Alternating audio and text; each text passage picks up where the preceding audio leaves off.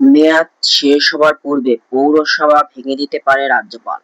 Councillor নির্বাচিত হওয়ার জন্য প্রার্থীর বয়স 21 বছর প্রয়োজন।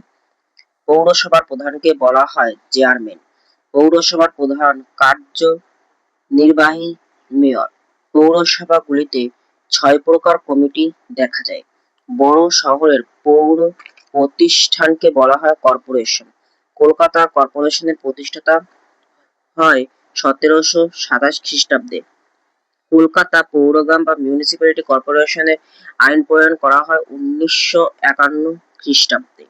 কলকাতা পৌর নিগম বিল বিধানসভায় গৃহীত হয় 1980 6ই মে মাসে। কলকাতায় মেয়রকে বলা হয় মহানগরী। কলকাতায় মিউনিসিপ্যালিটি কর্পোরেশনের প্রশাসনিক প্রধানকে বলা হয় মেয়র। মেয়র নির্বাচিত হয় 5 বছরের জন্য। কলকাতা কর্পোরেশনে সপরিসর মেয়রের সংখ্যা 12 জন। কর্পোরেশনের প্রধান পরামর্শদাতা কর্পোরেশন কমিশনার। কর্পোরেশনের আমলাতান্ত্রিক প্রধান কমিশনার।